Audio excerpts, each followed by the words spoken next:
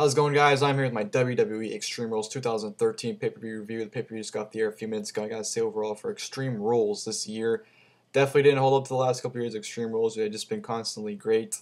This pay-per-view I thought was just, it wasn't bad, it wasn't horrible, or it wasn't great by any means. It was honestly nothing special. I don't think anyone will really remember what happened in this pay-per-view a few years from now. So it was whatever. Honestly, I'd say it's the same as WrestleMania. That's how far I'd go and say it's the same as WrestleMania. My thoughts on WrestleMania, that is. So, yeah, in terms of the review, of course, before the pay-per-view started, we had the 30-minute pre-show on WWE.com, which is the best stream you can watch it on, YouTube, Yahoo, and all that good stuff. Of course, you had the Extreme Rules panel, which I guess they're going to do a panel for every pay-per-view now, which consisted of Renee Young, Wade Barrett, Titus O'Neil, and Mick Foley. They're pretty much getting their thoughts and opinions on the pay-per-view throughout the panel. And of course, they actually had a top 3 Extreme Rules moments at the pay-per-view countdown, which I think number 3 was Kofi winning the U.S. title from Sheamus. Number 2 was Cena AAing Batista through a table. And of course, number 1 was John Cena vs. Brock Lesnar from last year. So, countdown was whatever. But of course, the pre-show match you had was The Miz versus Cody Rhodes. I thought it was your average pre-show match. Nothing really to go out of your way to see, but it was a good match. Average about 5 minutes. It wasn't a very long match at all by any means. But it was, like I said, your average pre-show match. It was good. But Miz did get the win with the figure 4 leg lock. Rhodes tapped out, and yeah, it's pre-show. I'd say it was a good pre-show. I thought. I mean, they're making with the panel and everything. They're making the pre-shows like they really want you to watch them instead of showing you video package, video package, video package. They're actually having people getting their thoughts with the pay-per-view, which I like about that. And the opening match of the show was Chris Jericho vs. Fandango. I thought this was a good match. I thought it was a good opener. I'd actually say it was better than a Mania match. And, Summer Rae looking beautiful as always, looking phenomenal tonight. And it was a good match, like I said. Jericho and Fandango, a lot of near falls in the beginning, which I liked. And Chris Jericho pulled out the victory, redeemed his WrestleMania loss from Fandango, beat him when Fandango jumped off the top. Jericho caught him with the code breaker, pinned him 1, 2, 3. Good match, good opener, and made both guys look good. I thought so. Good stuff there. And next, you had a Sheamus interview backstage by Josh Matthews. Interview sucked. I'll just say that. Sheamus basically bullying Mark Henry, the biggest hypocrite in WWE, I think, today. He goes around saying, be a star, yet he's a bully. Makes sense, right? But Sheamus, whatever interview. Which leads to a Cena and Ryback video package from Raw, where Ryback attacked Cena's Achilles heel. Yeah, just basically filling up time. Because next was the United States Championship match. United States Champion Kofi Kingston versus Dean Ambrose. Good match. I thought it was a good match. Ambrose pulling at the win at the very end, which everyone marked out for, I'm pretty sure of. Kofi, near falls where I actually got scared sometimes. Kofi was going to win this match, which I was pretty much, oh no, don't win. But thank God he didn't. Hit a Trouble in Paradise on the outside. Well, he didn't on the outside. Dean Ambrose was on the outside. Kofi hit a Trouble in Paradise. Ambrose fell. Kofi threw him in the ring, and Ambrose barely got the ropes. Literally, his fingertip touched the rope. Like, he barely got the rope break. But Kofi ended up going for Trouble in Paradise again. Got cut open the ropes because Ambrose moved. Hit his finisher. I don't know what that is. Can someone tell me in the comments what the hell his finisher is? It's like a backwards DDT. I don't even know what the hell that is. Ambrose hit his finisher. 1, 2, 3. Dean Ambrose is your new United States Champion. Shield comes out, celebrates with him. Just a very good moment. Shield takeover is 1 for 2 so far, so let's make it 2 for 2 later on the match, or show. Next, you had the strap match, Sheamus versus Mark Henry. Match was pretty much, the SummerSlam match from 2011 was way better than this. This was just whatever. I mean, they're basically trying to touch the 4 corners, no matter what cost it was. I mean, Sheamus was even running around the outside, touching the corner. That's how he was trying to win. I mean, come on. This match, I wasn't a fan of it at all. Sheamus won when he bro kicked Mark Henry and touched the final corner. I thought it was dumb to have Sheamus win here. I think Mark Henry needed and could have benefited more from this win, especially since he beat Ryback at WrestleMania. I figured he beat Ryback at WrestleMania, beat Sheamus here, become #1 contender for a title, possibly the WWE title, maybe at Money in the Bank or something like that. But since Sheamus won, I thought it was stupid. He didn't need to win at all. But he won. Whatever match in general. Next, you had AJ Lee and Caitlyn backstage, basically discussing about their future Divas title match, which I think will probably happen tomorrow night on Raw, especially after this segment, which led to a brawl. Referees ruined it by tearing them apart.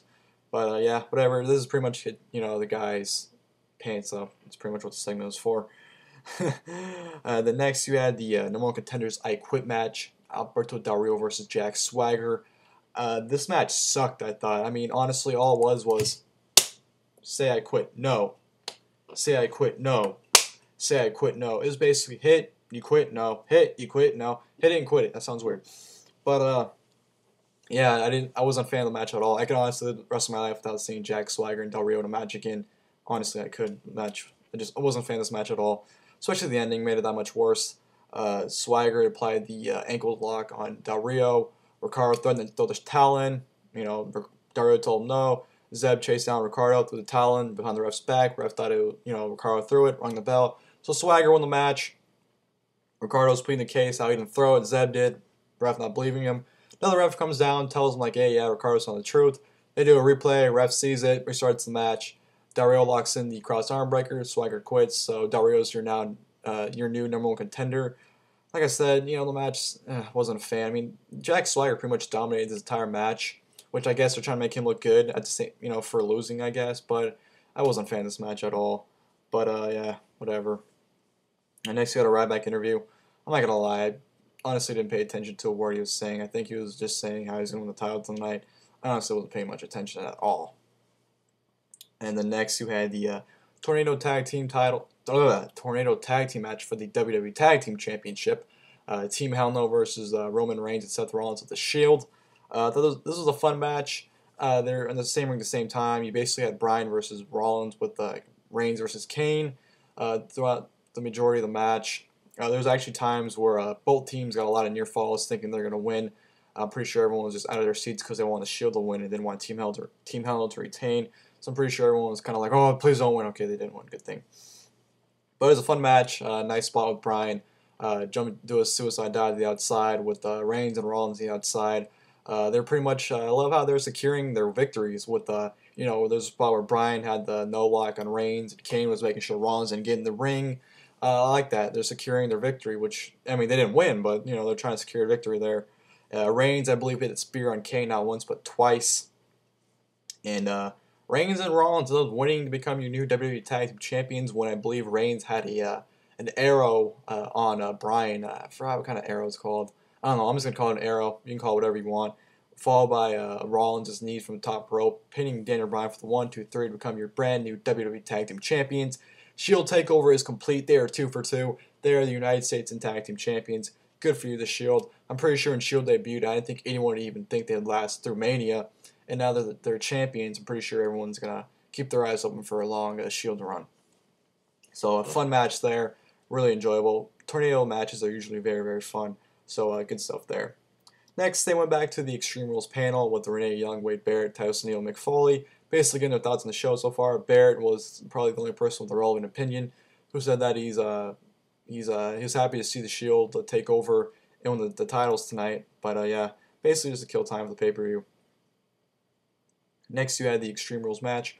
Randy Orton versus Big Show. I was honestly very surprised. It was actually a really good match, I thought. I honestly enjoyed it. There's actually a cool spot where Big Show had Randy Orton on 2 chairs laying down on a ladder on top of it. Tried to do a splash from the top. Orton got out of the way, so Big Show went through it.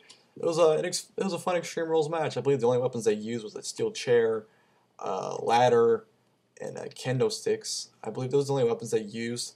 But it was fun. Big Show took the kendo sticks every time Orton tried to hit him and break them. It was just it was fun stuff. I enjoyed the match. Orton hit not one, but 2 RKOs. Hit 1 RKO, Big Show kicked out, and hit 1 RKO on the steel chair, and Big Show totally no-sold and just got right back up, which was kind of stupid.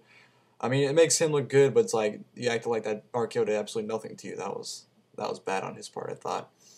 But Orton ended up hitting the DDT on the top rope, with Big Show's feet on the top rope and the DDT. Realizing you can't defeat him, so what does Orton do? Punts the Big Show. Yes, he brought back the punt kick, punted the Big Show. 1, 2, 3, wins the match. I'm pretty sure everyone marked out to see the punt back. I believe the last time he did a punt was at WrestleMania 26, Cody Rhodes. So that was definitely a marking moment to see. Randy Orton winning the match. Good stuff there. Enjoyable. Next was the last man standing match for the WWE Championship, John Cena versus Ryback. At first, I wasn't into this match at all because it was basically the same as I quit. You'd hit a clothesline by Ryback, count to 10. He got up at 10. All right, he got up at 6. Kick him in the face. got up at 6. Let's do it again. Oh, hey, by John Cena. Ryback got up at 8. Let's do it again. It was basically like the I Quit match at first. But I'd say the last, 5 to 10 minutes, it was really enjoyable, the bumps they were taking. There's, part where Ryback did a fall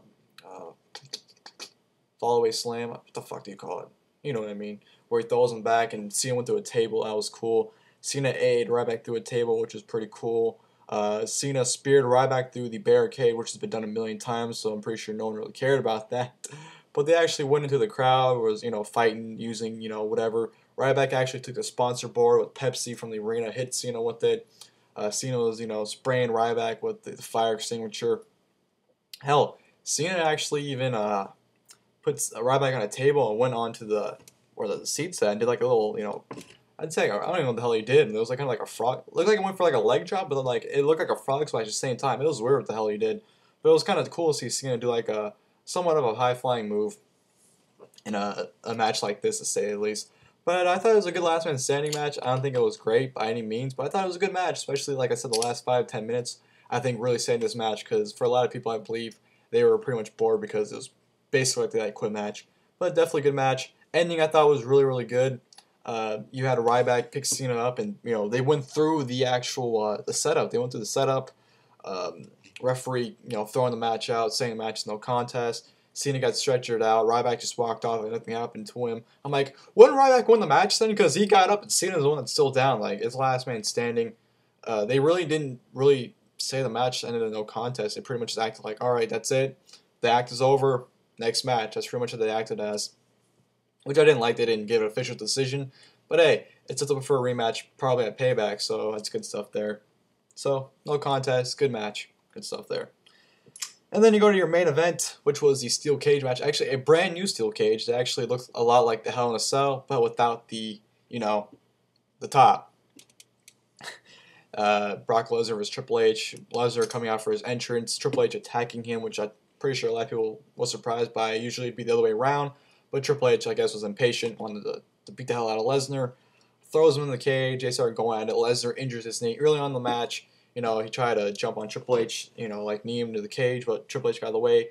Kneed the cage. He was playing to Paul Heyman like, oh man, my knee, Paul, my knee. Basically pleading that he was injured, and pretty much Brock did a good job of selling that knee the rest of the match. Tried to F5 Triple H, but couldn't because his knee would give out. Put in the Kimura a few times. I thought it was a good match. I thought the storytelling was great. I don't know if I'd say this match is better than the WrestleMania match. I really liked the WrestleMania match. I wouldn't go as far as say it was better. But, I don't know. I think the storytelling was better, but just the overall match, I didn't think it was better. I don't know. I don't know what to say, to be perfectly honest. Don't you hate that when you don't know, how to give a match? Like, you don't know if you liked it more than the other match? I hate when that happens. That's happening right now. I'd probably have to watch both matches back-to-back in order to get a final judgment, but I thought it was a good match still, nevertheless. But Brock Lesnar get the win with the F5 when Triple H actually had a sledgehammer on the top of the cage, tried hitting Brock Lesnar. He actually did hit Lesnar with it, I believe.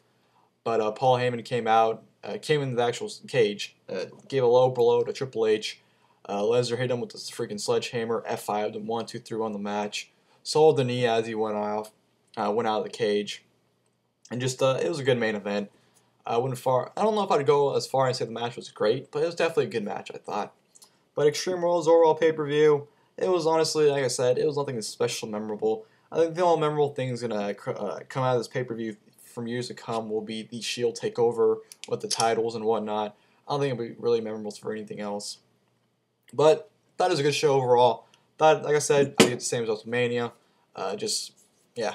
I think it pretty much had the same WrestleMania feel, I thought, too. The crowd wasn't either excited for the show. I mean, they're really rowdy for a few matches, or for a few moments, but besides that, they really weren't really into the show like WrestleMania, I thought. But yeah, that's it for my review. Put your guys' thoughts on the show below. And yeah, I'll catch you guys for Payback in 4 weeks later, guys.